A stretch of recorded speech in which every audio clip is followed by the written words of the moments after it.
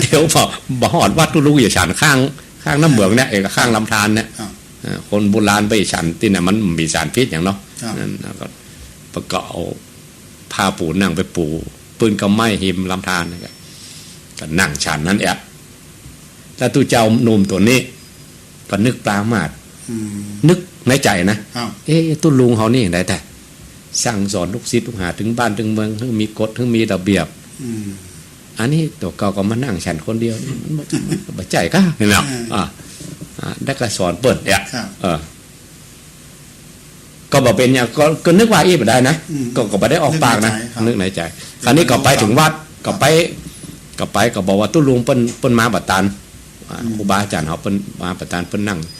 เปิ้นว่าเปิ้นอีทเปิ้นเท่าละเปิ้นอย่างนั่งฉันข้างลำธารเขาทำพัฒกิจอย่างก็ฉันอย่างก็ด้วยกันก็บ่ต้องรอตู้ลุงเปิ้นละครับหลังจากนั้นก็ทำกิจวัตรอย่างประจำวันอย่างเรียบร้อยตกแมลงมาประกอบไหว้พระสวดมนต์อย่างต่างคนต่างปิกกุฏิกันตู้เจ้าหนุ่มบวชใหม่ๆเนี่ยประกอบได้เฮียนกรรมฐานมาเนาะแล้วก็นั่งสมาธิตามธรรมดาเงียบก็สงบพิจารณาธรรมอย่างก็ได้สะดวกเองอะวันนั้นมันเกิดฟุ้งซ่านขึ้นมาบ่รู้สาเหตุมันดึงใจมันเอาบ่ลงอะฟุ้งซ่านมันเป็นอย่างใดเนี่ยก็บ่รู้จักสาเหตุว่ามันเป็นอย่างใดเขาสำรวจศีลตัวเก่าก็ครบบริบูรณ์สมบูรณ์ก็เดี๋ยวได้ยินเสียงต่อยประตูก๊อกนี่เป็นกรรมเล่าของหลวงปู่นะเปิดขึ้นเทศหลายเตื้อผมได้ยินหลายเตื้อแล้วก็พอเปิดประตูมาเน้นน้อยมาบอกตุลุงบนห้องไปกุฏิกรรมอีหรอตัวเจ้าตัวนี้ก็คล้องผ้าคล้องอย่างไปก็ไปกราบอันตู้อย่างได้พ่องนั่งสมาธิเนาะแต่ตุเจ้าโอ้ใบสาคูอันถึงวันถึงมาก็นั่งใจสงบพิจารณาธรรมอย่างก็ได้หมดใจสงบวันนี้บอกหูจักสาเหตุนั่งมันฟุ้งซ่านมันดึงเอาคมใจดึงมาลงเอาอย่างใดก็ได้ดึงมาลงครูบาก็เลยจี้มาว่าเธอปามาเท้าข้างลำธารเดี๋ยวเจ้านะปัดโทษได้อันนะอันไปเซาะอันเอาอันขางข้าวตอกดอกไม้มาตู้เจ้าเดี๋ยวนี้สันยงอ่ะเนาะไปก็ไปเสาะอันเขาตอกดอกไม้ใส่ขันมาขอขมาตู้ลุงเขาได้ปีกไปนั่งใจสงบหนิ่มอย่างเก่าบอกฟุ้งซ่านทั้งที่บอกหู้นะตัวเก่าบอกหู้แต่ได้ปรามาสก็ลืมไปแล้วได้ปรามาสครูบาอันเนี้ยหลวงปู่เขาเปิ้นบอกตอนวันโกนผมได้ยินหลายเตือนว่าเวลาเขาปะครูบาอาจารย์เนี่ยที่ว่าเปิ้นทำหมั่งบัดตามที่เปิ้นอยากเปิ้นเนาะอย่าไปปรามาสแต่สมัยนี้เขาบอกโอ้กรรมเวรบางทีอันนั้นตนหลวงปู่เป็นตนบุญเนี่ยเป็นหัวจิตหัวใจคนว่าตัวเจ้านี่ไปปรามาสเป็นข้างนำทางอันเวลาเขาบอกโอ้บางทีเขาปรามาสด้วยกายวาจาใจเขาบอกโอ้ได้เกิดนั่นน่ะเป็นกรรมนั่งสมาธิเอาบัดลงเลยวันเนี่ยกรรมฐานตัวอย่างที่เฮาหันอย่างหลวงปู่อย่างก็ที่อีสานครับหลวงพ่อหลวงปู่หลวงพ่อคูณกันไม่ใช่คูณที่เปิ้นแปลงไปเปิ้นเก็บทรงปัจจดีไปเลยนะครับที่อีสานนะใต้หลวงปู่เนี่ยก็หลวงปู่สวงหลวงปู่สวงครับผมเคยไปกราบเหมือนกันก็ไปกราบศพเพิ่นน่ะเพราะคนก็ไปรอดนะรอดศพเพิ่นแปลงต่างก็รอดอันนั้นก็ไปอยู่วัดน่ะอยู่หันโต่งเนี่ยได้ก็ไปปลูกข้าวไปในพอเพิ่นบ้านปลูกไปเนาะบ้านโหบเตียนที่เพิ่นเก็บศพน่ะปลูกข้าวก็มีไปเล่นปล่อยบ้าโดยรอนแล้วนุ่งผ้ามันดีกะปากไปนั่นน่ะก็อย่างที่จองคุมเนาะครูบาผ้าลายวันนั้นผมขอพูดกันหาอาจารย์เป็นจักวะไอ้หน่อยบาครูบาผ้าลายบาผ้าลายเฮาไปนี่หุ่นขี้เบิ่งเปิ้นก็นุ่งผ้าครับผ้าไม่หญิงเนี่ยนะครับแล้วถ้าถามมาคือผ้าครัวกำเลยอ่ะที่เปิ้นอันตานคนตายเนี่ยเพิ่นก็นุ่งอันนั้นนะในคนก็นับถือเพราะว่าตอนที่เผาครับไฟแจ้งขึ้นเจ้าโลเนี่ยไปบอกปกติอันหลวงปู่สวงนะผมไปสัมภาษณ์ตู้หลวงมาเลยหรอกพอดีเขาจังอาจารย์วินัยแต่วินัยที่อันเปิ้นอยู่ใกล้ๆท่านนี่ครับแล้วก็สามเณรนานนั้นเคยอยู่ที่วัดผมแล้วก็คนปิ๊กไปบ้านมาก่อนแล้วไปแอวหาอีกแล้วปกปาไป ไปแล้วก็ไปสัมภาษณ์ตู้หลวงมันก็อู้หลายเรื่องเหมือนกัน ครับ เรื่องนี้ไหนเรื่อง เรื่องแปลกๆอย่างนี้กัน แปลก แล้วคนบอกฮู้จริงอ่ะ ครับ ปามาดเปิ้นเองอ่ะ ทุกผีบ้า ถ้าอีกอย่างหนึ่งเวลาเราอ่านประวัติหลวงพ่อฤาษีลิงดำนะไปเปิดพอได้ ครับ ประวัติหลวงพ่อปานหลวงพ่อฤาษีลิงดำเนี่ย อืม หลวงพ่อฤาษีลิงดำแล้วถ้าปะทุเจ้าโดนเท่าโดนแก่ถ้าเป็นไวๆนะเปิ้นว่าต้องระวังนะเปิ้นว่าอันเนี้ยครับ อันที่มันเนียบบางทีก็มันแน่นะแต่ว่ามันก็มี4อย่างแล้วเนาะก็มี4อย่างนอกสุกในเนี่ย นะแต่ว่าหลวงพ่อฤาษีลิงดำเปิ้นว่าอย่างนั้นอาจารย์เคยอ่านประวัติก่อนเราไปเปิดประวัติหลวงพ่อปานหลวงพ่อฤาษีลิงดำนะวักเวกดังๆนี่บันแน่เพิ่นว่าบันแน่ครูบาตนเฒ่าตนแก่ที่เพิ่นมาอยากดังมาอยากคือไผมานับถือเองอ่ะเพิ่นจะมีเวลาของเพิ่นนักๆอ่ะอันท่านดังคนจะมารบกวนเรื่องเอกลักษณ์เรื่องชื่อเสียงนี่เพิ่นมาเอาแล้วอ่ะเพิ่นเพิ่นผ่านไปแล้วนะเวลาเฮาอย่างปีเดือนจีปีใหม่กันนะเฮาได้ขอคำมาครูบาอาจารย์กันเข้าภาษาออกภาษาก็เพราะอย่างเงี้ยมีจิกรรมเพราะว่าเขาบอกว่าให้ได้ล่วงสบประมาทพลาดพลาดอย่างไรแล้วก็มันไปจะว่ากรรมแล้วมันแบบมีตังแก้กับไปใจหรอกครูบาอาจารย์ประกอบแปลงที่แก้เป็นห้อมแก้ไว้เทเลประมาทเทน่าก็มันก็รุดกันท่านนะเป็นกรรมไปไว้ก็รุดกันท่านเพราะมันเป็นแก้กันเองนั่นครูบาอย่างที่เขาเริ่มต้นเนี่ยเกี่ยวว่าครูบาเจ้าศรีวิจัยอ่ะอันเป็นบางคนปรามาสเปิ้นนะปรามาสเปิ้นถึงกับเป็นคดีความกันนะถูกเอาสัปดาห์ใหญ่โตครับแต่เปิ้นว่ายังเปิ้นไปได้ไหว้พระแก้วบางว่าก็ดีเหมือนกันเป็นอธิกรก่อนได้มาไหว้พระแก้วนะมองในแง่ดีมาได้ไหว้พระสังฆราชบ่เนาะไ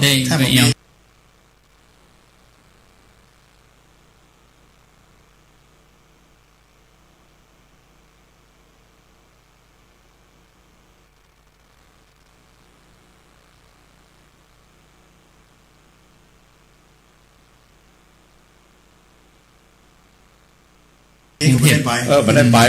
ครับคนก่อนในกรุงเทพมันยากเนาะยากผมมาซึ้งตอนที่ฟังซอเพื่อนซอประวัติเก็บสตางค์ให้ครูบาอ่ะห้องก็ได้5 บาทห้องก็ได้10 บาทเนี่ยปากันเก็บสตางค์ให้ครูบาไปกรุงเทพเนี่ยแล้วอันเริ่มต้นที่อาจารย์บอกเกี่ยวว่าเปิ้นอนุสรณ์อย่างกันเขาที่ว่าแปลกตามขึ้นดอยสุเทพมันอย่างไรเปิ้นนั้นเป็นจะได้เพิ่นถึงรวบรวมคนได้ถึงขนาดนั้นแล้วก็บ่ได้ใจลดได้อย่างเขาบกคนเทียนถึงได้วัดคืบวัดศอกกันเนี่ยลูกกันนี่นะลูกกันเนี่ยคือเนาะมันยังบ่เดียวนะฮ้อนอีนี่ยุ่งเลยจะยากเนาะ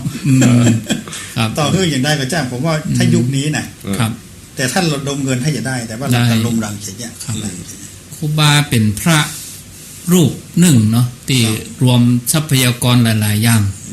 แล้วก็เป็นเอกลักษณ์ของตั้งเหนือเฮานะครับมาตั้งเหนือก็ครูบาเจ้าศรีวิจัยเนี่ยเป็นอมตะครับที่อนุสรณ์ที่วัดบ้านปรางผมก็ไปดูที่พิพิธภัณฑ์เนาะท่านอาจารย์อนันโทที่พะเยาเปิ้นรวบรวมแปลงไว้หั่นแปลงไว้แล้วก็ไปดูที่วัดครูบาสร้างเป็นร้อยวัดอ่ะสร้างแล้วอย่างอาจารย์มาเปิดไปเจ้าสร้างวัดตัวเก่าไว้วัดอื่นใหญ่หมดนะวัดสวนดอกวิหารใหญ่ใช่ว่าก็วิหารบ้านปางหมดแล้วเนาะตอนเพิ่นมรณภาพหมดแล้วใช่ครับมาแล้วก็เพิ่นแปลงมาไปแปลงที่อื่นครับมันคนละอย่างกันเนาะครับแล้วเขาถามว่าถ้าครูบายุคนี้เนาะมันต้องตัวเก่าใหญ่กว่านี้คนละอย่างเนาะน่าอาจจะได้จ่ายตรงนี้โดยกำกืดของครูบาที่ว่าในการทำงานน่ะครับเปิ้นไปยึดติดว่าต้องทำของตัวเก่าก่อนเปิ้นไปทั่วคือความสำคัญทั่วมันก็ได้ใจคนกันไม่ก็คนได้หันได้ลังไหลกันมาง่ายว่าวัดหนึ่งถ้ามันบ่มีวิหารเนี่ยแล้วอยู่ๆมีครูบามานั่งนักสร้างวิหารคือแล้วก็ย้ายไปมันก็บ้านทันถึงบ้านต้องใจได้เลยนะแล้วครูบาจะไปสร้างกรมก็ต้องยกใจไปแล้วยุคนั้นเนาะครับต้องได้ใจเพราะว่าครูบาเปิ้นไปยึดติดที่ใดที่หนึ่งเปิ้นทำเสมอครับอันนี้ก็ได้ใจบ้านอื่นเมืองอื่นจะซึ้งใจขนาดนั้นแต่แถวบ้านผมเปิ้นไปสร้าง2 ปีวัดปันหลังกับวัดพนมปูคาวิหาร อันนั้นเวลาเดินจีปีใหม่สมัยโบราณก่อนเนี่ย ครับ รุ่นป่อรุ่นแม่ผมนะปะเตียวกันล่องตรงไป ดู เตียวกันลงหลายกิโล ครับเตียวไปไหว้พระ เดี๋ยวไปไหว้พระนอนแม่ปูคาเนี่ย ครับ มาขึ้นรถขึ้นอย่างนะ อืม คนเฒ่าคนแก่วันปากปีเนี่ยผมจำได้นะตอนแรกปีใหม่วัดวาอารามออกไปของมัน ครับ พอถึงวันปากปีเตี้ยวกันข่าวเพื่อเขาเพื่ออ่ะ ครับ ล่องตรงไปบ่ และที่เปิ้นกำหนดอย่างโดยขึ้นโดยสุเทพเนาะ อืม เปิ้นกำหนดว่า โสดาบันสกิทาคายะไปขึ้นนี่คือยุคครูบานี่กะ คนแปลงวาดไว้เนี่ย แบ่งวัดไว้กำหนดไว้ว่าโสดาบัน มาหมายที่ไว้กัน อ๋อ ตั้งแต่เพิ่นแปลง วัดศรีโสดาก็คือโสดาบันอ ค ย่า รั ง บ สกิทา แล้วที คา นี้ กับวัด วั ผา ด ลา อื่ ด นมันล้างไปแล้วเพิ่นมาบูรณะทีหลังนี่ไง อ๋อ วัดอนาคาที่อันศูนย์ไฟป่า อนาคาก็มี อ่ะที่ศูนย์ไฟป่า ขึ้นบนดอยสุเทพก็ แบบวัดอรหันต์ อ่า อรหันตา เพิ่นหมายที่ไว้แล้ว อ๋อครับ แต่ว่า ถ้า วัดอรหันตานี่เป็นเจ้าครูบาสร้างนะครับ เป็นพระ มี เจ้า อยู่แล้ว มีอยู่แล้ว มีหั่นอยู่ แต่ แล้ว บ่มีตางขึ้นไป มันคนละยุค อืม ถ้าลองยุคนี้ลองไปหมายเอากะ ครับ มาให้เดือดร้อนเลย เออ ในยุคมันเปลี่ยนอ่ะ อืม อัน ยุค เช่น นั้น ก่อน ได้ สม จี มติว่า เอา ครู ได้ บาจะไปแปลงวาดบนม่อนดอยนี้มันมีปัญหาหรอก ไผ่มาเรียกร้อง เนี่ยเจ้าบ้านซ้ำยินดี ก็ได้ ทางการก็ยินดี ถ้ายุคนี้เนาะ โอ้ป่าไม้เช็คอะเข้าที่ป่าไม้ก่อ เออ นะ ก็ได้ไล่ แต่สถานการณ์บ้านเมืองมันเปลี่ยน ยุคก็เปลี่ยน ยุคก็เปลี่ยน ครับ คนที่ตั้งใจทำดีอาจจะถูก อืม ลดทอนลง ครับ แน่แม่แต่พระพุทธองค์เหมือนกัน พระองค์ก็ตรัสไว้เหมือนกันนะ ครับ ถ้าคนอายุต่ำกว่า100 ปีพระองค์ก็บอกมา อ๋อ อ๋อ คนมันจะเดือดร้อนเรื่องกินเรื่องว่าเรื่อง อืม เรื่องหู้นักนะกะ ครับ เออ ครับ เป็นไอเลี่ยมกับนักอ่ะ ไอเลี่ยม เออ บุญมันเป็น และ ที่ เทคโนโลยีเนี่ยก็จะนักแบบเนี้ยกะ ครับ มันบ่ได้แต่ พระองค์ก็บอกมา แม่ ครับ และเกิน100,000 ปี ครับ อืม อ่ะ อายุยืน อายุยืนเกินพระองค์ก็บอกมา เพราะว่ายาวล้ มันมหันต์อนิจจังมหันตุก นุ่มมีท่านเป็น100 ปีเนาะ อ่า ำครับ อืม อันนักวิทยาศาสตร์สมัยนี้เขาบอกคนตั้งพุทธศาสนาไว้อย่างนี้จะทำให้อายุยืนได้อย่างไร ครับ สูงสุดของการอายุยืนคือ1ตัวได้เลข040 ตัว ครับ เรียกว่า1อสงไขยปี อันนี้เอาไหนมา เอาไป ไปดูมุนีนาถของหลวงพ่อพระพรหมโมลี มี มีหันหมด ครับ แล้วก็100 ปีไม่ลดลงปี100 ปีลดลงปี จนถึงอายุ100,000 ปีช่วงนี้น่ะ ครับ พระพุทธเจ้าอย่าบังเกิดขึ้นในโลกต่ำลงมาจนถึงอายุ100 ปีต่ำกว่า100 ปีก็ประมาณละ อืม ยุคเขานี่แหละ ยุคเฮานี่มีพระพุทธเจ้า ครับ และเกินขึ้นไป100,000 ปีก็บ่มี อืม ครับ เพราะว่าคนมันสบายล่ำอาหารอันนี้จัง ครับ ถ้าตุบล้ำก็บดี เพราะมันจะเมาแต่ทำมาหากิน ครับ อืม ช่วงที่คนที่สบายตั้งโลกตั้งธรรมเลยช่วงตั้งแต่ช่วงอายุ100 ปีขึ้นไปถึง100,000 ปีช่วงนี้ จะมีพระพุทธเจ้าเป็นกฎเป็นเกณฑ์เลยนะครับ เป็นกฎของพระพุทธเจ้าเลยว่าจะมาในช่วงอายุเท่านี้ ครับ เกินกว่านั้นก็มาต่ำกว่านั้นก็มา ในยุคพระเจ้านั่น100 ปีเนาะ 100 ปี พระพุทธเจ้าอายุ80 ร้อยสาว ร้อยซาวหลายเหรอวิสาขา100 ซาวเนาะ อายุยุคนั้น100 สาว ครับ น่าเป็นกำปอนได้ประเดียว ครับ อย่างว่าอาจารย์ 100 ซาวเลยอะ อาจารย์ว่าอย่างยุคนี้มันเปลี่ยนไปแล้ว เปลี่ยนไป ครั แล้ว บ ครับ อืม สถานการณ์มันเปลี่ยนคนจะทำดีในยุคนี้ อ่า จะขึ้นได้จ่ายหรือได้กำลังนั้นมาได้ ครับ ก็ขึ้นง่ายอย่างครูบาขึ้นดอยสุเทพจะ เนาะ แปลงถนนเนี่ยสมวันยังบ่มีถนนนะมันจะต้องเรื่องราวใหญ่โตเลยแหละ ครับ ผมป่าไม้ใกล้ๆโต โอ้อุทยานอุทยนเนาะ เดือดร้อนวุ่นวายนะ อืม ครูบาจะทำได้เต็มร่างใจนี่ ครับ ได้ละ ยุคนั้นเปิ้นยอมกัน เป็นยอมครับ แล้วก็มีเจ้าเมืองเจ้าอย่างมาร่วมตัว ครับ ครับ เศรษฐีขหบดี แม่น ครับ ร่วมกัน วันที่อาจารย์ว่าถ้า เปิ้นยอมอ่ะเปิ้นยอมครูบา เปิ้นยอม เออ ในยุคนี้ครูบาจะมาเกิดในยุคนี้ก็คงมาได้เต้านะ ครับ เฮาบ่ต้องนักเท่าหนาแค่เฮาอู้สวัดกว่ากายนี่ยังจังกันนะยังหลวงพ่อครูแล้วไม่โคกหัว เป็นกูเป็นมึงนะ ชอบ ชอบ เอาเงี้ยๆ เฮาบ่ต้องว่าไม่โคกหัวอู้สวัดบ่ได้ก็ เทียบเลย อ่ะ ตู้นี้บ่าย เทียบกัน ก็มาซ้ มันได้พอโขกหัวเนาะ บ่ต้องมาโคกหัว เขาอู้สวัสดไปแล้วนะ น่าครูบายิ่งกว่านั้นอีกอ่ะ ครับ ำครับ ถ้าอู้ถึงเรื่องการดูชัยภูมิเนาะ ครับ ครูบาเพิ่นเก่งขนาดไหนอะ ครับ อันอู้ถึงสมัยนี้อย่างวังพระเจ้าอยู่หัว ครับ สุมาเด้อเนาะวังพระเจ้าอยู่หัวก็ภูพิงก็ไปตั้งที่ดอยหม่อนนั่นน่ะนะครับ ผม ครับ แล้วก็สมเด็จย่าไปตั้งวังก็วังโดอยตุงครูบาก็ไปสร้างโดอยตุงอ่ะ ครับ อ่า อืม ถ้าอู้ถึงเรื่องชัยภูมินี่นะครับ จะเป็นชัยภูมิของฮ่องเต้ครับเป็น เป็นหงจุ้ยเนาะ อันนั้นไปมันอย่างกับหัวแต่ว่าจะสร้างวังที่ไหน ระดับปรมาจารย์ทุกสาขาก็ต้องไปพอแล้ว ครับ ฮ่องเต้เนาะพระเจ้าอยู่หัวเนี่ย ครับ แล้วก็ต้องดูสภาพดอยทั่วภาคเหนือมันมีสักกี่ม่อน ครับ ยังไปตั้งที่วัดครูบาแปงก่อน อืม ถึง2 ที่เขาเนาะ กำกัน กำกัน ครับ ครูบาดำบ่ได้ลงไปแปลงขึ้นกันเดี๋ยวปลาไม้เคิดก่อนเลยทีเลยจะไปห้อมนี่ไปโพสต์นี่นะ ได้ละ ต้องผ่านขั้นตอนนะ ยุ่งแล้วเนาะ จะมีที่มีอันที่แม่สอดที่อาจารย์เล่าเคยเล่าที่คนเป็นเจ้าคุณในป่า อ๋อเจ้าคุณ ดำลิ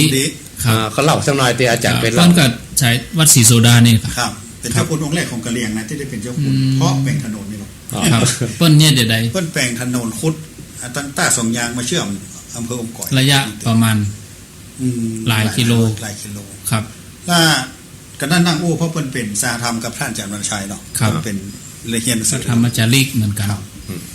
แรกๆคุดนี่เอาของแรกหรอ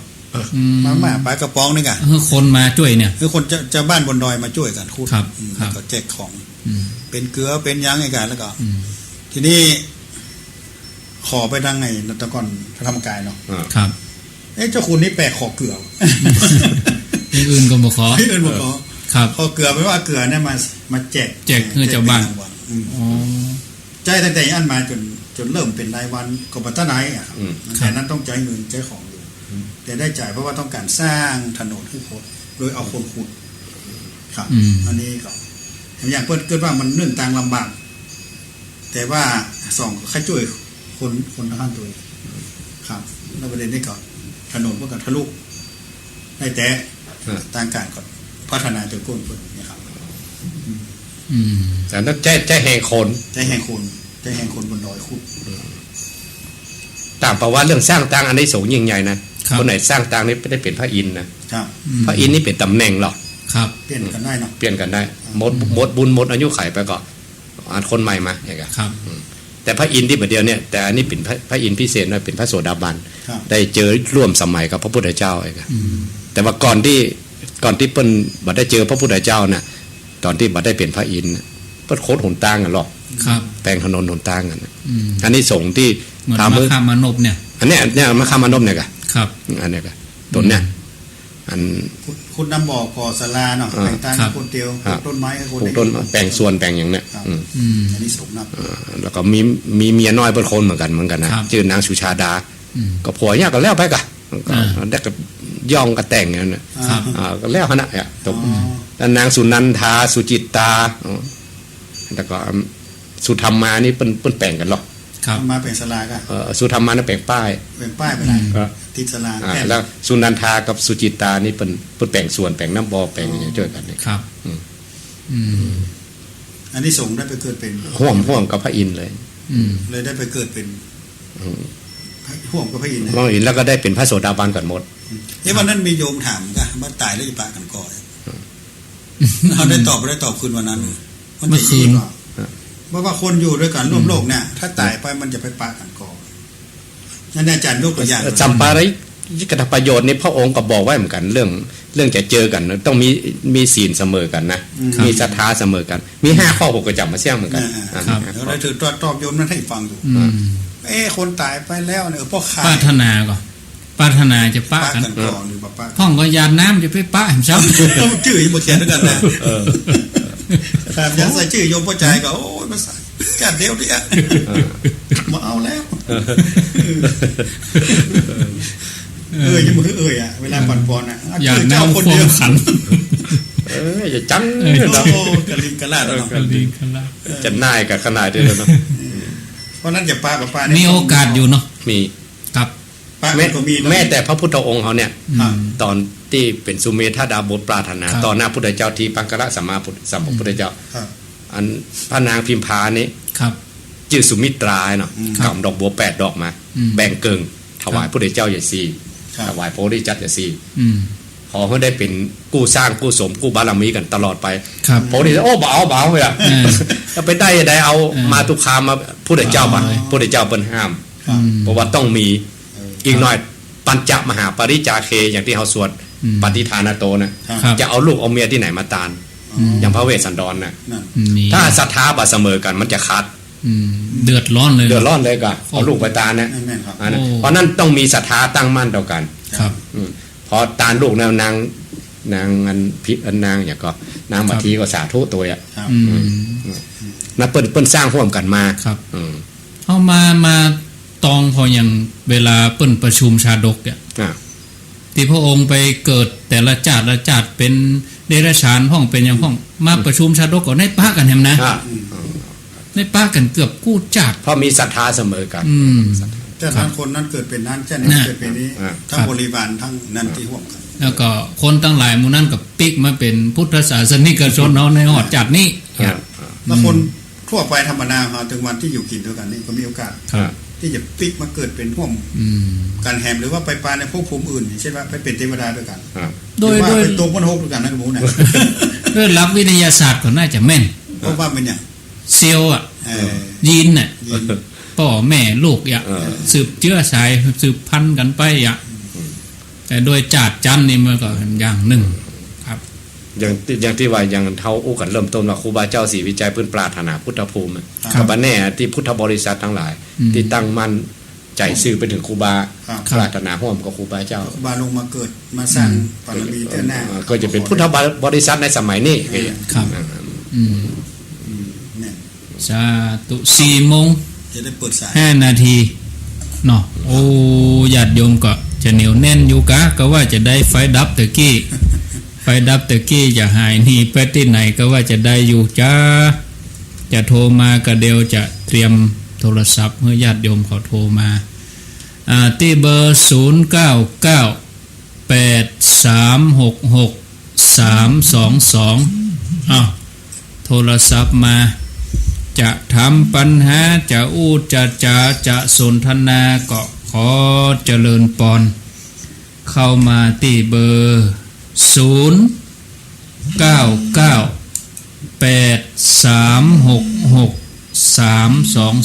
เจริญปอนรับสายอยากไหว้สาเจ้าท่านพระครู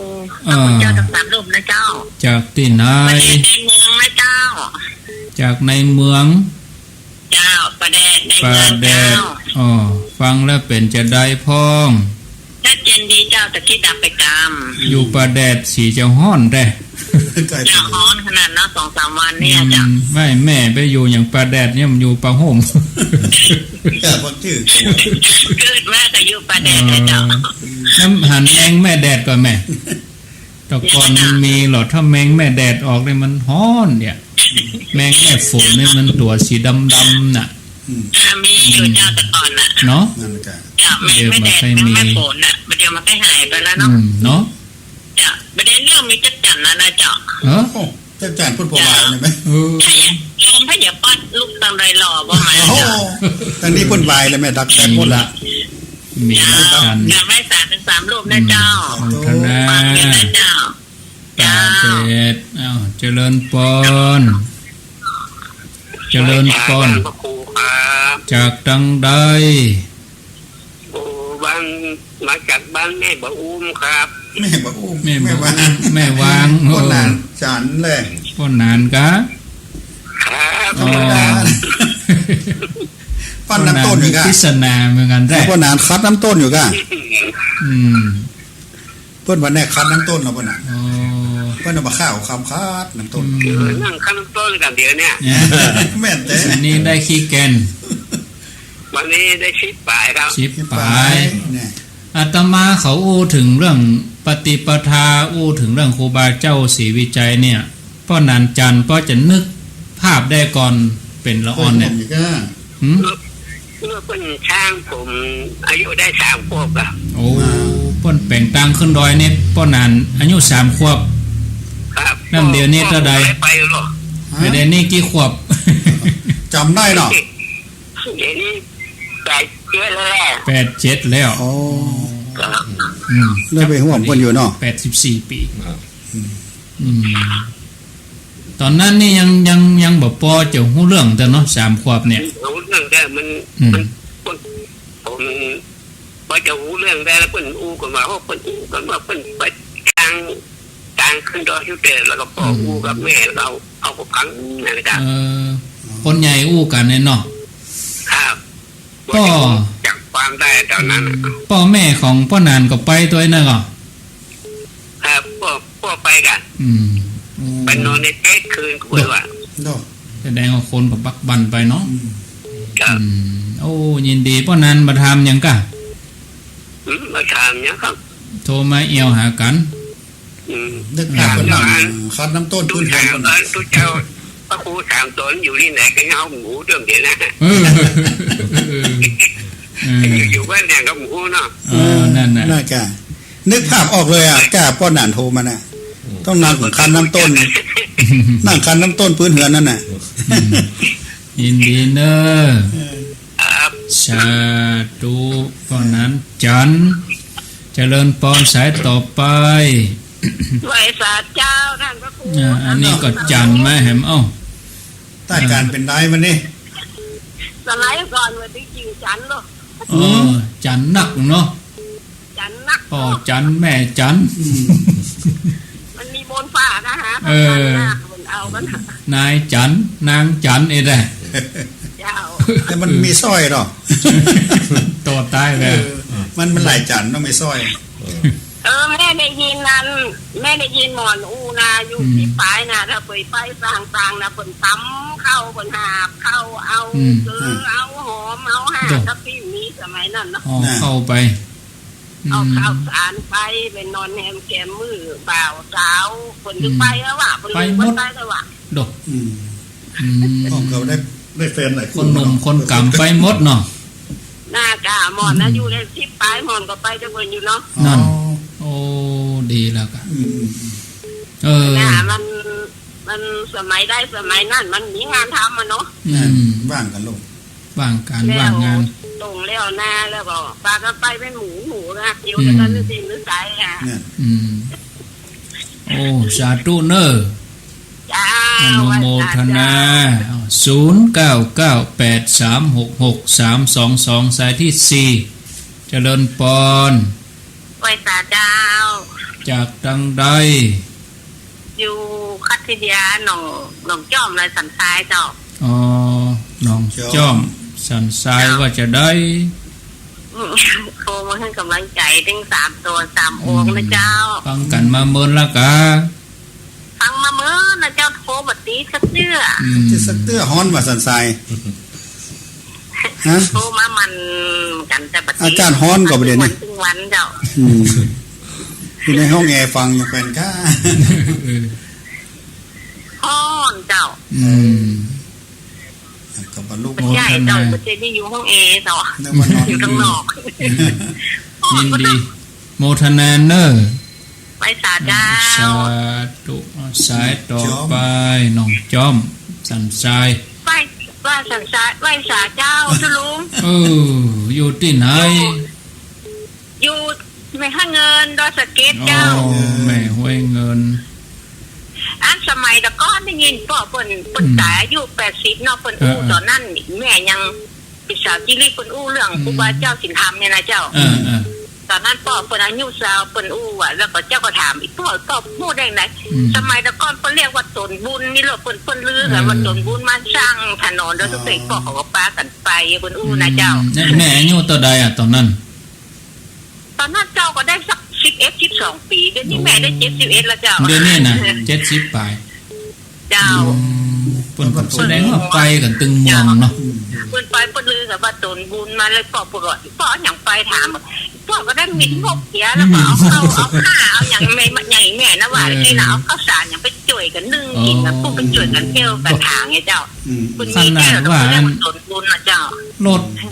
รถกระจายเสียงก็บ่มีเสียงตามสายก็บ่มีเนาะวิทยุก็บ่มี เจ้าวิทยุก็บ่มีเพิ่นก็ลือกันเนี่ยเพิ่นก็ปาปัดปันบางคนว่าละคือลูกคือเต้าอยู่กับเมียอยู่กับบ้านกับจองอย่างปาก็ไปจ่วยกันนะเจ้าได้บุญน่ะแท้ได้บุญกุศลแท้เนาะเจ้า อย่าง ดังฟังชาติดีนะเจ้ายินดีเนอะเจ้าไหว้สาเจ้าตุลุงฟังเป็นประจำเจ้าต่อไปเจริญปอน เจ้าไหว้สาเจ้าจากที่ไหนจากในเมืองเนี่ยเจ้าในเมืองนี่แถวไหนในเมืองเชียงใหม่ตั้งมันใกล้อำเภอเมืองอ่ะเจ้าจัด ใกล้อำเภอ เจ้า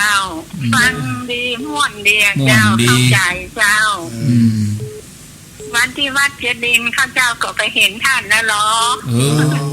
แม่ไปอยู่ที่ไหนบัดตักบู ข้า อู้กั เจ้าน ข้าเจ้ายังเอาซองมาถวายท่านอยู่หรอ โอ้แต่คนหลายเนาะ ท่านตัวน้อยเนาะเสียงคนเฒ่าแต่ มันจึงอย่างนี้หรอ อ๋อ เสียงแก่คนไว เจ้า เสียงมันไปก่อน เสียงโดนระยศ เสียงมัน ไปนอกแต่เสียงคนเฒ่า เสียงมันแบบเป็นไปตามธรรมชาติ เสียงโดนระยศตัวเก่า เจ้า เสียงมันไปก่อน แม่อายุเท่าไรล่ะ งั้นเปิดก็อ้วนเนาะจุดเจ้ายองอ่ะ ทุเจ้ายองอ้วน อ้วน แม่อายุเท่าไรแม่ แม่อายุ78 โอ้ นะเจ้า 78โมทนาปีหน้าก็จะได้จวนท่านพระครูชุมเมธกับท่านพระครูกัลยาประโมทปนไปเนาะ อ๋อเจ้า ปีหน้าก่อนนะ แม่ดอกไม้สายทั้งสองท่านเนอะเจ้า สาธุต่อไปเจริญปอน โอ้ยไหว้สาเจ้าสาธุสามองค์ อีกาอันนี้อยู่ที่ไหน ไปช้า แม่ท้องเกโฮมนะกะ โอ้แจ่โฮม แจ้ เนาะ โฮมปุ่นก่อน ให้ซับจะฮ้อนให้ซับโฮมไหมแจ่ตัวโฮมตัวไหม ฟังชัดดีก่อน เกี่ยงวัน แม่ฟ้อง เจ้า แม่จะถามปัญหาก็แม่ฟ้อง ถาม นะ กำลังใจนึงจ้ะ ก็โฮปไปถึงแก้โฮม ถึงครับถึงแจ้โฮม ชัดเจนเนาะ อืม แจ่โฮมอันก็1ก็ถึงอย่าง ก็นึ่งก็ถึง นั่นได้2สถานีแล้วเนาะ ไปมาไปเกโฮม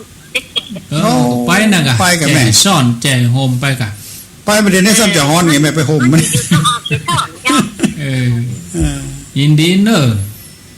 เจ้า สาธุ ฮ้อนจ้ะ อ้าว ฮ้อนฮ้อน เจริญปอน ไหว้สาเจ้าวัดเกตรามเจ้า แม่จันติดแม่จันติด เจ้า โอ้ชื่อเมืองดีนะ เจ้า แม่จันกับติ๊บ จันติดจันมาหมดได้ ฟังตั้งแต่เจ้าแล้วละเจ้า ฮะ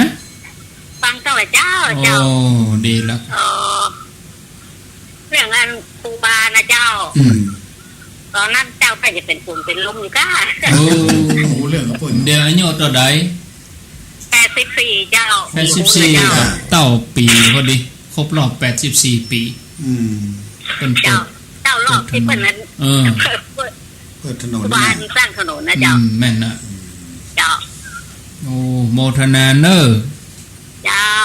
สา ไปสาเจ้า จาราม โอ้แม่เป็นฝนเป็นลมแล้วเฮามีไหนพูดเนาะ เราอยู่เป็นมินิบ้า เจริญปอน ไปสาเจ้า อ้าวคนบ้านไก่ แม่อ้วน พูดมันก่อยไปสาจำตูนจำองค์เนอะ แกลำไยอยู่ก้าแม่อ้วนอ่ะ เจ้า ฮะ เจ้า แม่พ่อจันนั่งถูน้ำต้นแม่อ้วนแกะลำไยเนี่ย ฮ้อนนะ ฮ้อนฮ้อนเหมือนกัน ฮ้อน เนาะ นะฮ้อนไก่นะแต่บอกฮ้อนใจเนอะฟังอยู่เนอะ โอ้ดี ชัดเจนนะ แม่วันเคยได้ยินก่อนได้ยินพ่อแม่ ได้ยินกะแต่ก่อนวันนั้นนี้หรอแต่ก่อนวันนั้นทำไมพ่อเปิ้นเกณฑ์เอาหรอพ่อหลวงมาเกณฑ์เอา อ๋อเจ้าวาดแต่ละวัดอ่ะ เจ้าอันพ่อหลวง พ่อหลวงบ้าน เกณฑ์ไปว่าไปเที่ยวไปเที่ยวหนตังขึ้นนั้นโดยสุเทพเนอะอีกอะ เอาเข้าไปเอาขโมกไปเอามีดโมกไปอย่า ติดหกไปตัวแล้วไปเมินก่อนกี่วัน โอ้จับแจ๊กก็บางคนก็ไปมวดใหม่ก็3 คืนจับแจ๊กก็6 คืนจับแจ๊กก็7 คืนเนี่ยกะ ครับ ไปมาเปลี่ยนกัน อ๋อมันเบิร์นอยู่เนาะ เจ้า โอ้ไม่วันเราไม่วันมีไหน ไม่วันมีไหนตอนนั้น วันยังน้อยอยู่กะ น้อยอยู่เนาะ น้อยอยู่ เดี๋ยวนี้ตะเหอ30ตะไร 87อ่ะ 87 87 โอ้ ถ้าคนรุ่น90ไปได้ไปเนาะ นะถ้าเลย90ปานนี้ได้ไป เป็นละอ่อน 87แม่วัดเกตตะกี้84 เจ้า โมทนาเนอร์ ต้องถามแม่รุ่นมานะ80 90ไป ครับ90ไป 90ไปมาวันนั้นใหม่อยู่นะเนาะโอ้ เจริญพร เจ้าท่านพระครู จากที่ไหน แม่ปุกคาเหนือค่ะ ภูคาเหนือว่าจะได้ โทรมาให้กำลังใจท่านเจ้า ให้ ค่ะ กำลังใจแล้วโยมอยู่จังหวัดไหนโยมเดิมเป็นคนจังหวัดหยัง โยมเป็นคนนครสวรรค์เจ้า นครสวรร มา ค์ อยู่นี่เมืองแล้วบอก อยู่เมินล่ะนานหรือยัง 21 ปีแล้วค่ะ ฟังกับเมืองหูเรื่อง ปี แต่อู้บ่ได้ แล้วพวกมันเริ่มมาเกิมกันเนาะ ค่ะ โอ้เมืองเริ่มมาเกิม ใช่แล้วค่ะฟังอยู่กับแม่สำเภาสร้อยหินเจ้า ดีละเนอะ เจ้าพูดไม่ค่อยเก่งเด้อ เด้อฟังได้ก็ดีละมาอู้บ่ได้ฟังได้ก็เอาเนาะ โมทนา ไหว้สาค่ะ เนี่ยยังไหวสาอยู่ ภาษาก็ดีถ้าเปลี่ยนเป็นเจ้าเนาะภาษาเจ้าไหว้สาเจ้าสามโตสามองค์เจ้าติดระบอกกับแม่บอก ติดเรื่องบ่อยู่ที่ไหน สาธุยังแม่บุญพิน บ้านหยัง เป็นหมอน้อยดูจีที่เป็นหมอน้อยอยู่โรงพยาบาลแหลมมาเนี่ยเจ้าเป็นหมอติดไปดอกไม้กองเพิ่งทำพระครูวันน้ำมาได้หันแล้วก็มีจริงได้หันทำพระครูพี่ว่าธนาวิคุมเราบอกกับนี่นอกไปหันที่ไหนเจรินก็ฟังจัดดีตุดบุญญาหันด้านที่ไหนเสียใจไปเลย นี่ท่านจะได้หูอะไรอยากจะบอกเป็นตุ้ลุงอย่ามาใจจะกลับเลยแต่หูกับนี่เจ้าตุดบุญเนี่ยโมทนาเนอะสาธุไว้ขาเจ้า0998366322เจริญปอนไว้ขาเจ้าทั้ง3 ลูก 3 องค์นะเจ้าจากที่ไหนจากหางดงเจ้าขุนโคงหางดงเจ้าขุนคงฟังชัดดีก็วัดเดชดำรงเจ้าเดชดำรงเจ้าอันเดชดำรงโอ้ยฟังตลอดเวลานะเจ้าแต่ข้าเจ้าฟังเมื่อคืนนะเมื่อคืนมันมีวันอาทิตย์วันเดียวนะเจ้าได้เมื่อคืนฟังคืนไหนคืน89.5ก็ถึงคงแม่นเนาะคงใจมันติดวันพุธวันพุธก็มีสักคืนนะก็บึ้ดนะค่ะบึ้ดก็มีนะเมื่อคืนนี่บอกค่อยมีอย่างมีบึ้ดมีกับที่เก่าค่อยมีอย่างได้ฟังแต่ฟังแค่ท่านอาจารย์ประสิทธิ์เสียเสาอาทิตย์จากการพูดเสียมันบอกค่อยมีอย่างแล้วก็วันอาทิตย์จะได้เปิดฟังธรรมท่านทั้ง3 องค์นั้นเตี้ยเอากำแมลงกับเปาะเนาะก็เมื่อคืนนี่โอ้วันขับตั้งมาเจ้าบอกเคยปิดเลยนะดีแล้วแล้วแต่เขาว่าอีแม่นี่นะวิทยุมันซึ่งมันมีเพลงมันมีข่าวทุกคนตกยุคไปเลยเฮ้ยแม่อายุตัวใดจ้าแม่อายุตัวใดเมื่อคืนเห็นไหมแม่จะนอนนะตี 2 ตี 1 ตี 2จะค่อยอันยกนาฬิกาพอนะพออันเวลามันร้องมันถึง3 โมงร้องถึง3 โมงถ้าเตี้ยก็รับวันไปยัง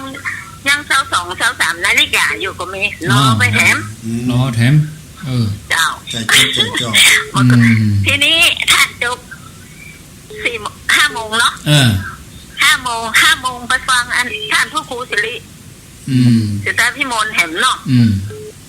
จ้านี่ละอนุโมทนาเนอะอนุโมทนาธรรมะอย่างเดียวมีสุขเจริญปอนเจ้าไว้แต่เจ้าจากที่ไหนจากตังใด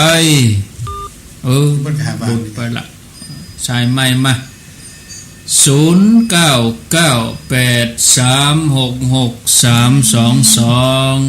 เอาเหี่ยสาวสายแล้วก็4 โมงครึ่งก็คงจะพอดีแล้วก็ได้พักเนาะสนทนากันไปมีคำถามก่อนเจริญปอนเนอะเจริญปอนติดแล้วอะไรยังเคลื่อนบ่ใครชัดเนาะดังโลเอาใหม่อยู่ที่ไหนหน้าเฮียนดาราเจ้าหน้าโรงเรียนดาราในเมืองปุณรูนี่ ดารา เนียนดาราแม่วัดเกตท่านนะกะเป็นจะได้พ้องฟังแล้วเป็นจะได้พ้อง มีความสุขดี มีความสุขดี มีความสุข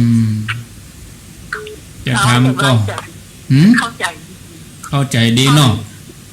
เข้าใจดี เอ เจ้า อโอ้ แต่เดี๋ยวคำถามมันค่อยมีละเพราะมันเริ่มเข้าใจ โมทนาเนอร์สายต่อไป เจริญปอนสายที่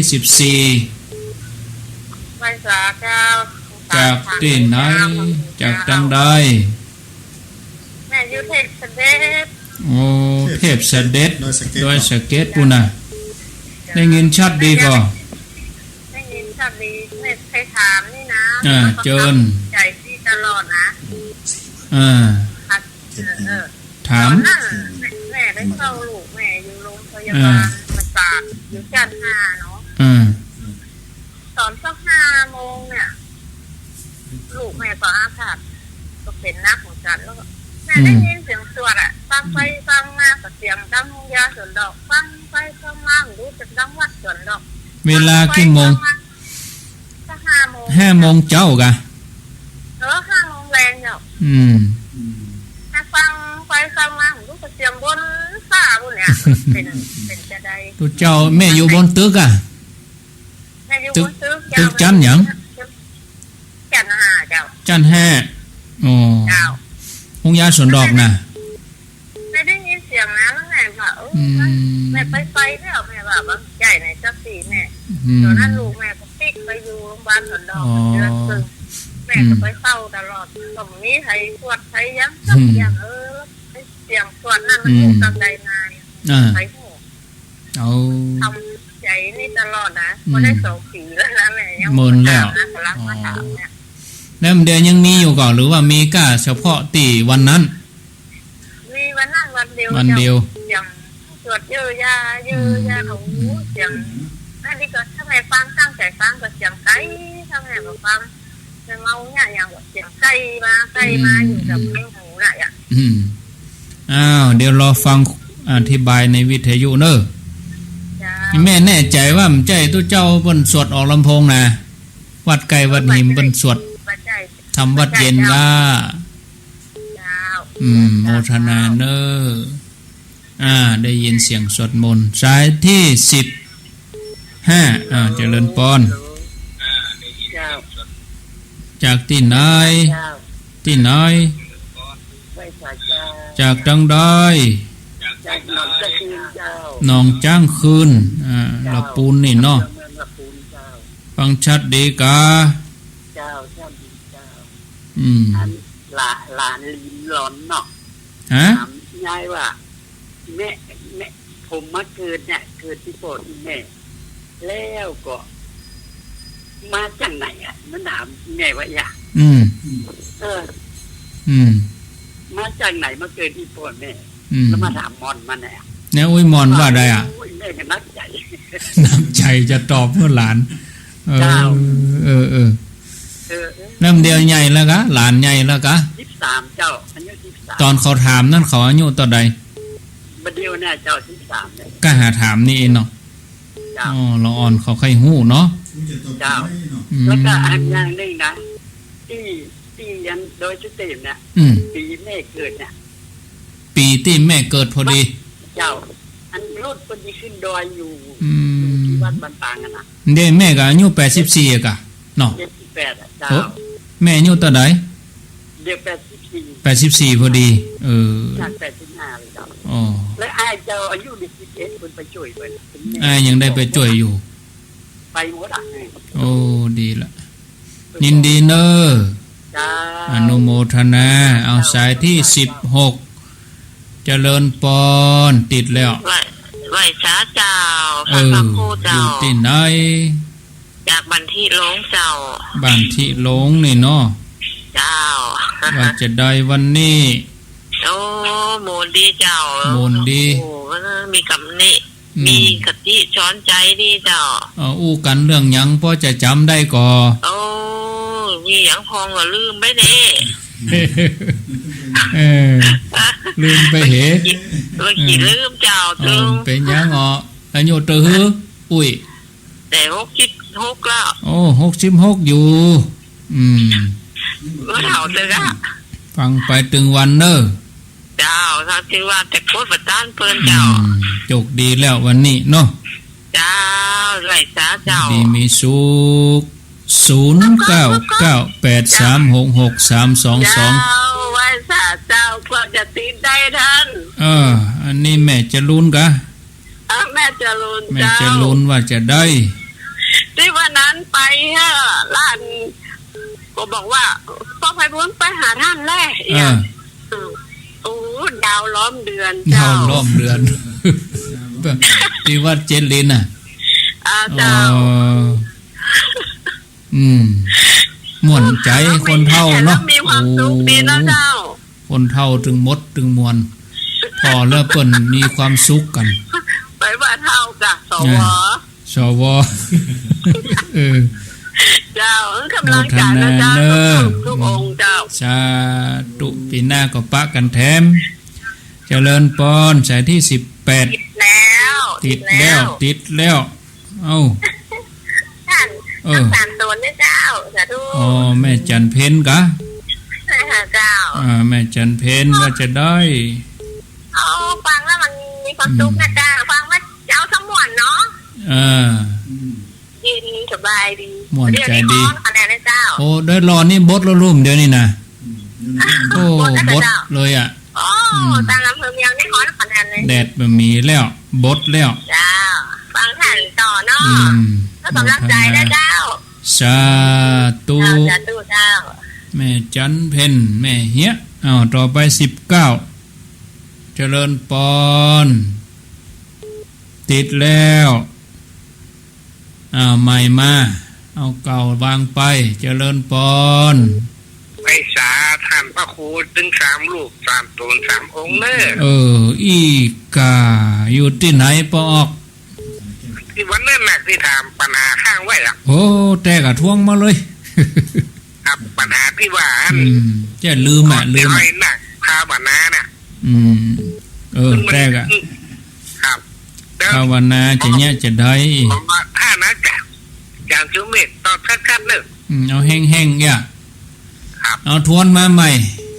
ตอนที่ว่าเขาจะนั่งสมาธิเขาได้ตั้งอย่างไว้เขาจะทำอธิษฐานว่าจะได้อยู่ที่ไหนก็แม่จ้องนะกะเจ้าเขาเจ้าเดิมเนาะก็เดี๋ยวรอฟังเนอะผมเคยไปหาเปิ่นข้างหนึ่งละสมัยนั้นม่อนฤาษีเปิ่นกำลังสร้างใหม่อยู่เมินหลายปีแล้วเนาะโอ้ได้ถึง30 ปีก็30 ปีแล้วโปดเริ่มเดินนี่จำเปิ่นได้ก่อนจำท่านพระครูได้วะกำลังสร้างใหม่ๆได้มากี่ปีแล้วผมก็ไปเที่ยวไปที่มันก็ลูกแม่จ้องแม่คือเหมือนกันเนาะรู้แล้วอายุเท่าใดปองอายุเท่าใดนักเชฟ76ครับตอนนั้นมาก็40 ปลายเนาะครับตอนนั้นพระอาจารย์นะกำลังไปอยู่พุ่นใหม่ๆแม่พ่อแม่ปานนี่ผมรู้จักเป็นหมดก็เดี๋ยวรอฟังเนาะแต่ผมลืมท่านอาจารย์เนอะมันลืมเนาะครับลืมคือถึงอยู่เสมอแต่มันไม่ได้ป้าหน้ากันมาได้ออกวิทยุได้ยินเนี่ยก็ชื่นใจแล้วเนาะครับโอ้ดีใจที่ได้ป้าอันหน้ากันในฐานะติดธรรมะทายาทเนาะครับโอทนาแม่จ้องเหมือนกันนะครูบาคำปันนะยังป้อชื่อหยังคนถามนี่ชื่อหยังชื่ออุทัยอุทัยนามสกุลยอดชมพูอุทัยยอดชมพูย่ะครับไปเรียนทำมาที่ท่านพระครูน่ะกะรู้ครับยินดีเนอะทำไมเป็นเด่นมะเป็นว่ากินมาทีเข้าไปแม่ไปเรียนหาเนอะเป็นน้อยกะเป็นน้อยกินมาทีรู้เอาสักวักหรอเอาสักหน่อยขอลูกเดียวก็ได้เอาเสียหน่อยเอาเห็นหน่อยบัดนี้นี่มันได้เด้อได้เด้อแต่ว่าถ้า ได้ห้องเลยนะอย่ามาพ่อหนังสือสักตัว เอาตั้งลำเห็นหน่อยกะ ตั้งมันเหมือนเดิมเนาะ เอาเถียง เอาเดี๋ยวเอาเดี๋ยว ขอตอบอันปัญหาตัวนี้ก่อนเนาะ ได้ ตั้งอธิษฐานยังได้อ่ะว่าคำมันอย่างพ่องตอนจะปรุงจะว่างว่ายังได้แบบเนี้ย รอฟังเนอะ ครับ โมทนาจากแม่จ้องเจริญปอนสายสุดท้ายมาเนาะเจริญปอนติดแล้วเด้อผู้ชายครับ ปอกดีวิทยุลงหน่อย ก็ไปจ่าครับ ได้ยินแล้วดีลงหน่อยนี่ก็ยินครับ ฮะนี่ก็ไปจ่าครับ ได้ยินกะที่ผมรถเขาถามท่านผู้ว่าเขาการเนี่ยการอย่างนี้ที่จะเป็นแค่เป็นผีนะครับ การแบบใดครับจะเป็นแค่เป็นผีแล้วบางคนที่ประเทศบางคนว่าเขาแบบนี้ที่เสียหน้าที่เขาที่คล้องอยู่นี่เป็นแค่เป็นผีเป็นนกเป็นลูกกระแกเป็นลูกเขาไปจับอย่างานเลยจับอย่างเป็นห้องผมครับจิตใจห่วงคล้องเลยเนาะครับแล้วมาคัดครับว่าเขาการไปแล้วเขาคนที่เขาเคยที่ผมเคยการมาว่าการไปเที่ยวการอย่างไรเนี่ยต้องเจ้าไปเที่ยวแต่สาระไปเที่ยวแต่สาระสิ่งอย่างที่สิ่งอย่างเนี่ยเขาคิดถึงการเขาคิดถึงนะเขาขึ้นชมอยู่เสมอเนาะว่าเขาว่าขึ้นการเขาจะเหมือนที่ประธานเขาใหญ่ๆแล้วผมก็ถามว่าเขาควรจะเป็นแค่เป็นผีก็ตีดอยู่กับของตีดเฮาตานนั่นน่ะนี่เขาแล้วมันคับกับเขาที่เขากันก็ว่าเป็นผู้ทานสติว่าเขานึกถึงว่าการจะฆ่าทำทานหน้าใบเขาคนว่าเขาจะทานที่สิ่งอย่างเขานึกถึงการของเขาเนี่ยคนใกล้คนตายก็ดีเขาไปสอนกูจะเขาจ่ายว่านึกถึงอย่างเป็นการเนอะอย่างพวกนี้ครับจะมีปัญหาที่ผมเคยถามนี่ว่าครับอันนี้อยู่ที่ไหนปอกอยู่ไหนฮะดักเซฟหายที่ไหนก็แม่ลิมขอบคุณอายุต่อใดนี่ปออายุต่อใดปออายุต่อใดปอ84เนาะขอบคุณเนอะขอบคุณขออนุญาตพักตัวอีกก่อนคนเฒ่าเปิ้นสนใจก็ขอบคุณเนอะที่โทรมาทวนสายขอเวลาคงจับพอดี 16:38 นาที4:38เฮามีเวลาอยู่ด้วยกันแถมประมาณ20กว่านาทีอันนี้ปลาแดดสายที่1สายที่2แม่วางป้อนันจันน้ำต้นคัดน้ำต้นไปตวยฟังธรรมะไปตวยสายที่3แม่จันต้าการสายที่4หนองจ้อมสันทรายสายที่5แม่ห้วยเงินดอยสะเก็ดสายที่6ในเมืองอายุ78แล้วสายที่7แจ่โฮมแจ่ซ่อนสายที่8เกตกาลามแม่จันติบสายที่9แม่อ้วนดอยหล่อที่10ปูคาเหนือสันกำแพง11โรงพยาบาลล้านนา12ขุนคงเดชดำรงบ้านเป้าอินทรนะกะเป้าอินทองเดชดำรง13นาโรงเรียนดารา14เทพเสด็จดอยสะเก็ดอันนี้ถึงเรื่องเสียงสวดมนต์15อันนี้หนองจังคืนละปูน16บ้านที่หลวง17แม่จรูนมช18แม่จันเพ็ญคำโปธาแม่เฮีย19อันนี้โยมถามเรื่องการเจริญภาวนานี่เนาะอันนี้อยู่หนองแม่จ้องนะรู้จักท่านพระครูสุเมธอยู่อนุโมทนา19สายที่20นี่ก็อยู่แม่ริมถามเรื่องตาลจะถามเรื่องนี้ก่อนถามครูบาอาจารย์เรื่องสวดมนต์นี่ก่อนไปเฝ้าลูกอยู่จันทร์5หงยาสวนดอกได้ยินเสียงสวดมนต์นะตั้งใจฟังเนอะก็ดังก้องมา บางทีก็เหมือนจะอยู่ใกล้บางทีก็เหมือนจะอยู่ไกลได้ยินกับวันนั้นวันเดียวเนาะวันนั้นนี่อย่าได้ท่านครูบาอาจารย์จะตอบโยมนิมนต์ครับใบสาครับเสียงสวดมนต์ สาธุเนาะ ถ้าอู้ถึงเรื่องตั้งหมอหรือเรื่องตั้งสังขารร่างกายนะมาที่หูแววก็มีเหมือนกันนะครับแต่ถ้าอู้เรื่องกรรมฐานเฮาได้ฝึกสมถะวิปัสสนานะนักเดี๋ยวนี้มากมายจนบอกแป้จนต้องก้อนกำหนดขว้างอ่ะมันจะมาตั้งอายตนะทุกทางรับตาแต่ภาพมาแล้วเลยโอภาโสโอลาโลโอภาโสโอภาโสแปลว่าแสงสว่างมาก่อนแล้วโอลาโลแปลว่ามันมากมายมันจะมานับสปะภาพอะของแสงสว่างมาเกิดขึ้นในธรรมจักรนะครับมาตั้งตาก็มีมาตั้งหูก็มีเสียงในแม่นแล้วมาตั้งกลิ่นหูดังก็มี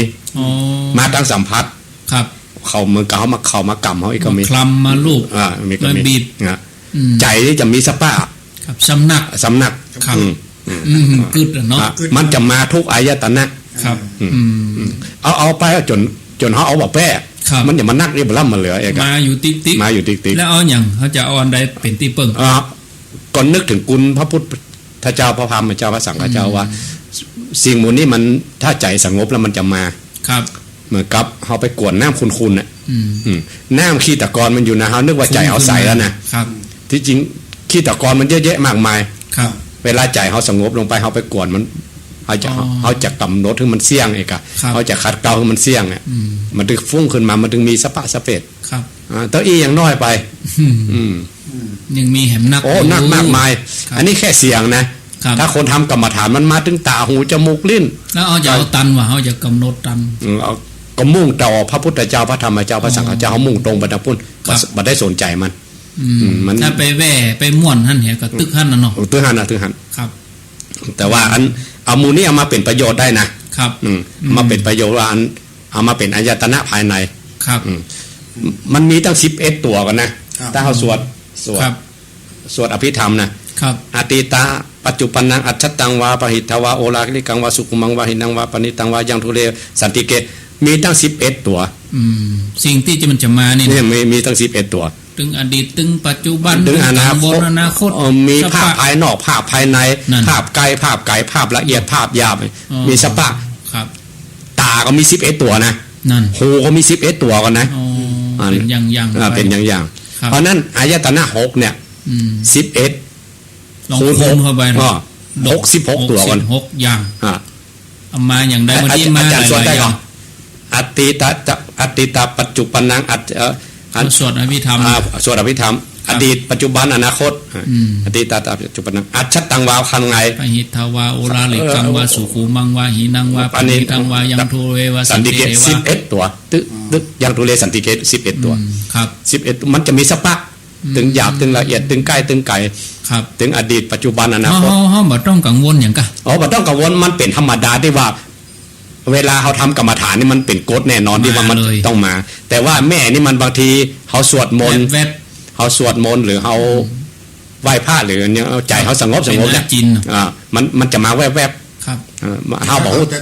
ถ้าทำแต่จำนักถ้าเข้าคอร์สปฏิบัติจริงๆโอ้สำนักครับแต่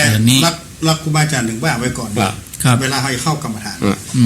บาอาจารย์ที่คือกรรมฐานครับเห็นสัตว์ได้เห็นได้ยินแต่ไม่ได้ยิน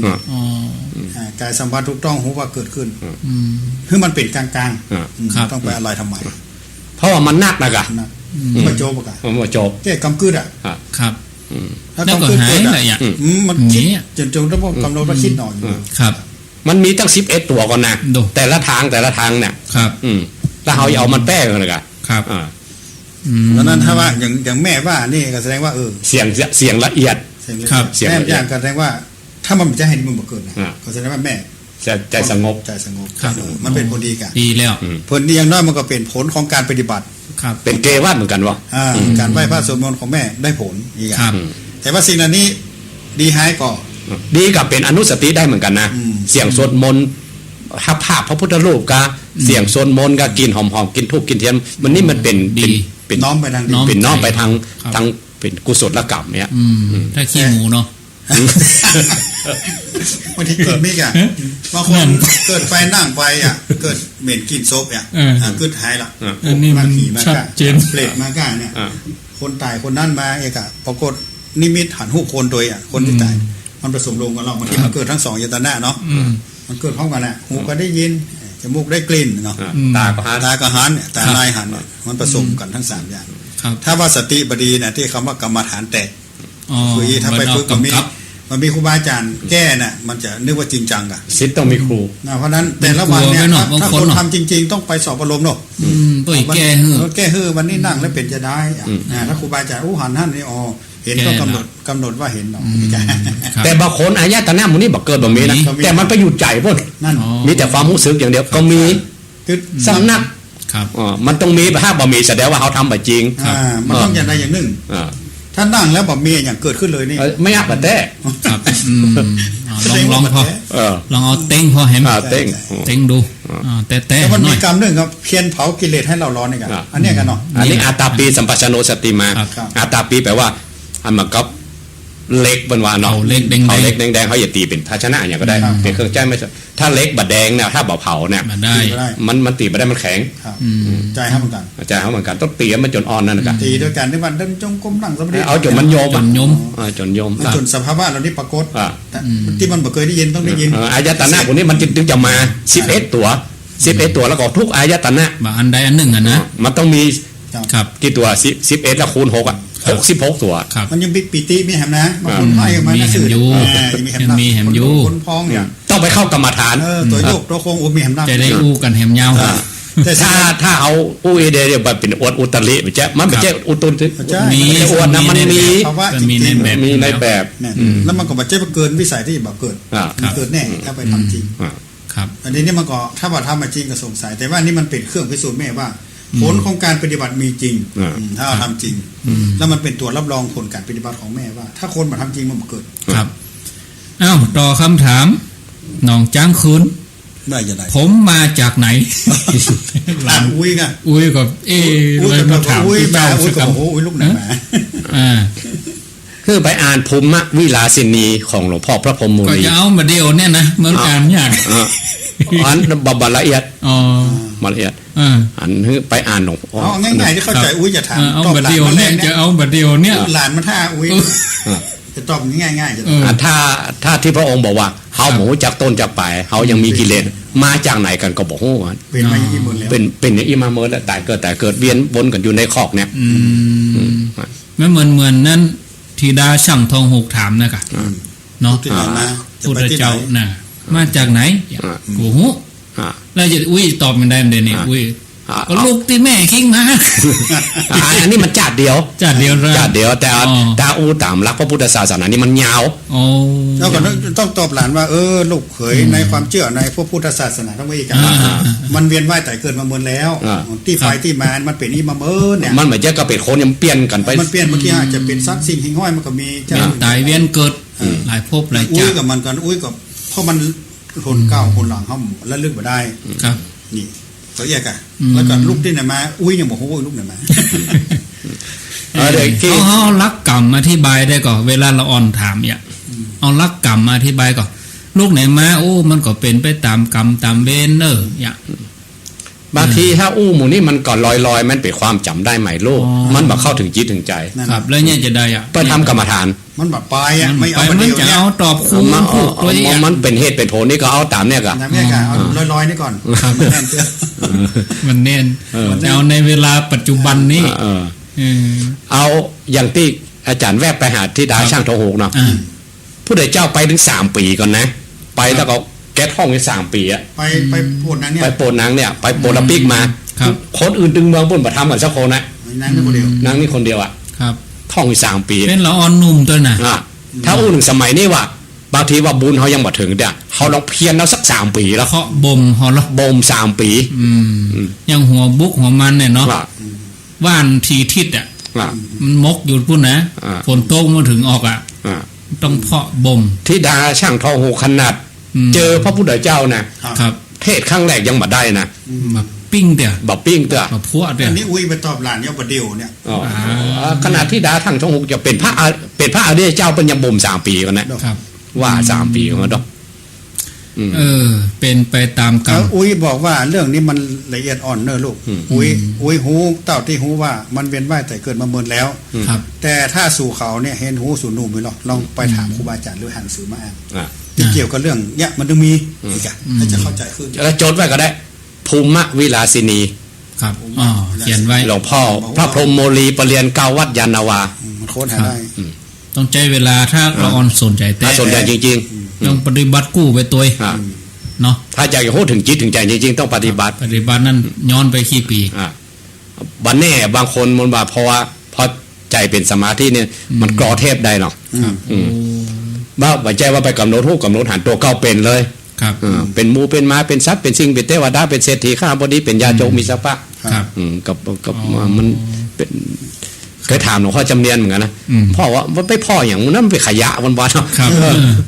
ขยะหมายถึงว่า เสียเวลา ไปเสียเวลาเป็นขยะไปมันก็ไปพ่นโกดังเก่าๆหลวงพ่อ มันผ่านไปแล้ว มันผ่านไปแล้ว กี่จัดกี่พวกอยู่มันนับ ครับ มันหน้าพ่อยังเนาะ มันเกิดไปแล้วมันดับไปแล้ว อนาคตก็บ่ครึ่งกังวลเนาะ ครับเอ้ามาที่นี่แม่จ้องนี่แม่จ้องนี่ถามท่านพระครูสุเมธนี่แหละ เรื่องการปฏิบัติ ภาวนา ให้ จะได้ก่อนภาวนาเขาจะตั้งอย่างใดภาวนาแล้วเขาอธิษฐานอย่างใดมีกรรมมีว่าอย่างก็ อันถ้าเป็นวัดศิษย์ต่างครูอาจารย์ต่างวัด ครับ แต่ละวัดหรือแต่ว่าครูบาอาจารย์เพิ่นจะมีสอนกันนะ แต่ละสำนักเนาะ แต่ถ้าเขาบ่เอาอย่างแต่ว่าเขาบัดได้กรรมอย่างขอว่าอรหังนะโมและสวดอิติปิโสและขออาราธนาคุณพระพุทธเจ้าพระธรรมเจ้าพระสังฆเจ้าอาราธนาอย่างอีทุกครั้งก่อน ทุกครั้ง ตั้งนะโมขอว่าวิชาใดที่พระองค์สอนที่ครูบาอาจารย์ประสืบกันมาที่เขาเรียนมาอ้างเอาคุณพระรัตนตรัยก่อนจะไปทำด้วยตัวเขาเอง อ๋อครับ บัดแจ้งวิชาของเขา ครับ วิชาสมาธิ แล้วเวลานั่งแล้วเหรออธิษฐานจะได้ เขาก็กำหนดอย่างก็ตามที่เขาเรียนมาจะเอาอย่างอ่ะ เอาที่ง่ายที่สุดนะพอลมหายใจเนาะ พอลมหายใจ พอที่ไหน มี3-4 ตีก็มีหลายตีนับเขาก็ได้ ที่บนสากลง่ายๆ สากล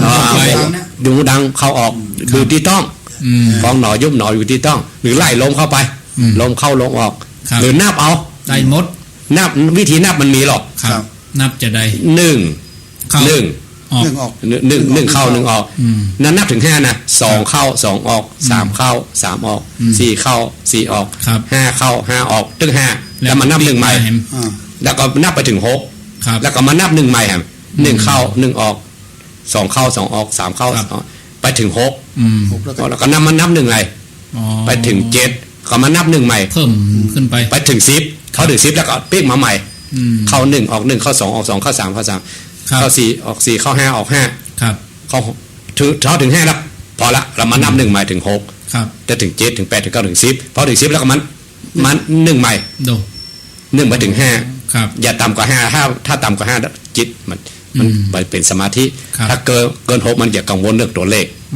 เอาละแค่5ไปถึง10ครับอันนี้วิธีนับเดี๋ยวอยู่ที่หูดังนี่ครับบัดต้องมีเหตุผลอย่างนักพอหัวลมหายใจว่ามันเข้ามันออกก็พอละ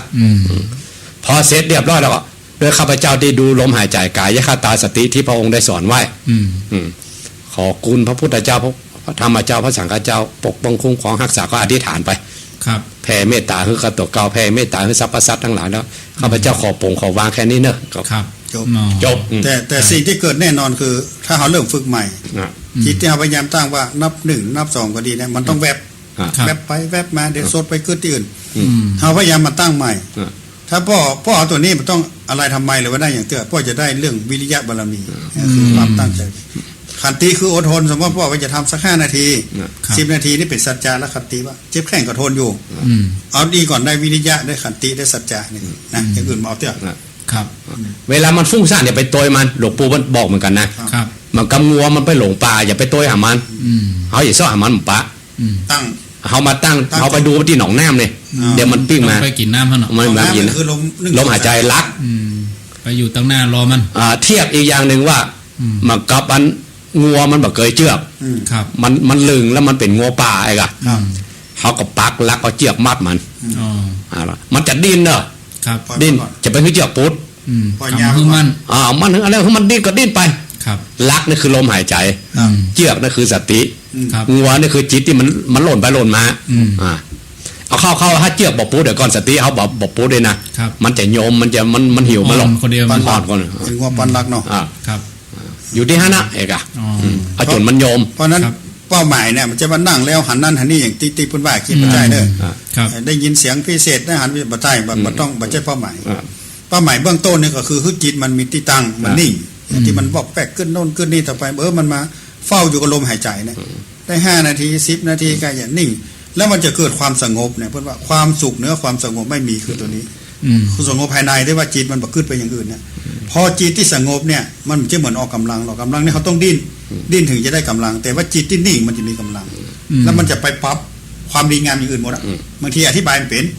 คนที่ขี้มิ่งขี้โคตรคนมันจะปรับของคนอื่นบ่ฮู้เปลี่ยนไปได้ไง มันต้องงัดข้อกันหน่อย เรา เขาปล่อยมันมาเมิน มันปล่อยป่าเมินแล้วมาเท่าแล้ว มาวันแล้วก็เขามาเงียบมันจะดิน ใช่ ไม่ได้ก็ต้องอาศัยกุศแก้ว3 ประการอาศัยความเพียร ถึงว่าถ้าทำจริงเพื่อเอาชีวิตเป็นเดิมพันถวายพระพุทธเจ้า ครับ ชีวิตนี้ถวายพระพุทธเจ้าเขานั่งนี่ปุ๊บมาถึง5 นาทีเขาลุกเขาจะตายก็ยอมเนี่ยต้องคิดอีก ครับ ใครเป็นต้นแบบพระองค์เป็นต้นแบบนะครับตอนนั่งใต้ต้นโพอ่ะแม้แต่กระดูกเลือดเนื้อนี่จะเลือดแห้งหายไปเขาก็อย่าบรรลุว่าปานนั่นเลยนะ สัจจะเอาเลย สัจจะเอาเลยอ่ะ ครับ แต่เขาบอกถึงปานนั่นเขาก็บอกว่า5 นาทีเอา ครับ5 นาที ถ้า 10 ใน นา ป้อ ที ต้องตั้งกติกาก่อนสิ่งที่ยากที่สุดคือวันนี้เขาได้ทำหรือยังถ้าว่าก่อนนอนเนี่ย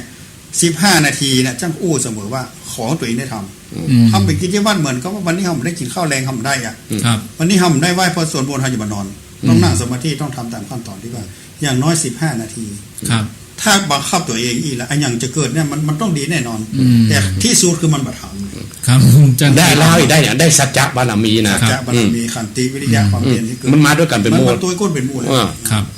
ต้องเอาตัวนี้ก่อน บารมีหมู่นี้เป็นนามธรรมที่เอาไปตัวได้นะครับทรัพย์สมบัติจะก่อกองเรื่องถึงเปียง ละ ฟ้า ไว้หมด ละไว้ในโลกนี่หมด กองอกหยก แต่หมู่นี้เอาไปได้อ่ะ ครับ เอาอันยังอ่ะเนาะ จะเอาอย่างไร เอาอย่าง อันเนี้ยของติดแต่เนี่ย อันนี้กันถ้าพ่อขึ้นจริงอ่ะทำจริงอย่างอื่นเขาได้มาแล้ว แต่ว่าอันนี้เขาไม่ได้ทรัพย์ภายในตัวนี้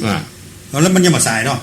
ถึงมันจะเท่าแก่นั้นทำฝึกได้ ได้หนุ่มอยู่70ปลายอยู่ ที่ไปฝึกตั้ง อย่างน้อยเขายังมีความคิดอยู่ ครับ หรือเขายังมีตัวที่เขา ที่แค่ทำเนี่ยมันหายากในคืนนะคน100 คนพันคนจะมาพูดเรื่องสมาธิมันน้อยฮือตานฮือได้อาจารย์จนไปนั่งสมาธิเนี่ยพ่ออย่าง ก็ถือว่ามันเป็นเรื่องยากแต่จริงมันเป็นเรื่องง่ายกว่าฮือตานตานนี่ต้องไปแจ้งมาจะไปวัดต้องไปสวดหมายหรอกดอกไม้มีไหนข้าวน้ำมีไหนคุณจะนั่งภาวนาในลงนั่งที่หันเลย ที่บ้านได้เลย มันแต่ว่าคนรู้สึกว่า มันเพียงแต่เปลี่ยนใจน้อยเดียวอะ ครับ มันต้องหาอุปกรณ์มันมีนี่แล้ว ลมหายใจนี่แหละร่างกายนี่แหละ ครับต้องสอนอย่างแล้วครับ และนี่ส่งเพิ่มขึ้นตามต่อเลย ไอ้อย่างที่สิ่งดีๆงามๆอันถ้าอู้ถึงเพื่อว่ารักเรื่องพลังงานเนี่ยเนาะเมื่อพลังงานดีๆสิ่งอย่างดีๆมันจะโตยมาเสียดายพอเวลาหมดเสร็จแล้วคำถามของงานแม่ริมนี่ยกไว้พูดแน่เนาะกินดูปลอมกันเด้อเนี่ยมันตันแล้วข้างแหม2 นาทีถามเรื่องอย่างพูดแน่ถามเรื่องว่าเขาจะกินจะตานเนี่ยเขาไปนึกถึงของกินของตานแล้วมันจะคัดกันก่อว่าไปติดของกินของตานก็ยังไปเป็นเพศเถอะก็พูดแน่เอาไว้พูดแน่เนาะจะมาชวนติดตามเอาไว้พูดแน่เนอะก่อนตั้งหัวข้อว่าจำหัวข้อไว้นะจำไว้เขียนไว้เลยนี่นะโอ้เน็ตคำถามนี้เน็ตอีกายเนาะเนี่ยเขาตานผ้าตานอย่างเงี้ยมันเจี๊ยใจติดจดจอที่พระพุทธรูปเนอะอย่างคนก็ว่าไปกินของตานเป็นนิวรณ์เป็นนั่นนึกถึงของกินของตานก็ฮอนนึ่งร้อยไม้อ่ะแล้วอันสถาท่านผู้ฟังเนาะถ้าเขาเป็นคนตอบให้ตอบเขาจะตอบยังไงถ้าว่าโยมมาเป็นอาตมาเขาแลกกัน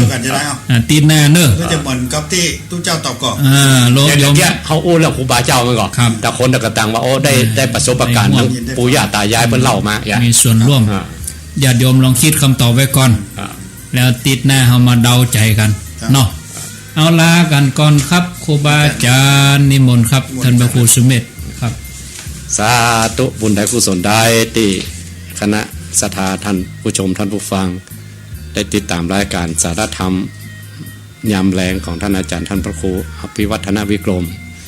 โดยมีอาตมาภาพพระครูสุเมธธรรมเสวีวัดมณฑลศรีแล้วก็ท่านอาจารย์ท่านพระครูกัลยาณปราโมทย์มาร่วมรายการด้วยกันก็บุญกุศลที่เกิดจากการฟังนี่ก็กำจูให้คณะศรัทธาทั้งหลายอยู่ดีมีสุขที่มากล้าขึ้นปรารถนาได้สำเร็จด้วยบุญกุศลด้วยกุลแก้ว3ประการสัพพพุทธานุภาเวนะโดยอนุภาพของพระพุทธเจ้าสัพพธรรมานุภาเวนะโดยอนุภาพของพระธรรมเจ้าสัพพสังฆานุภาเวนะโดยอนุภาพของพระสงฆ์เจ้าสัทธาโสถีพระวันตุเตก็ขอความสุขสวัสดีทั้งหลายจงมีแก่คณะสัทธาทั้งหลายทุกคนเทอญ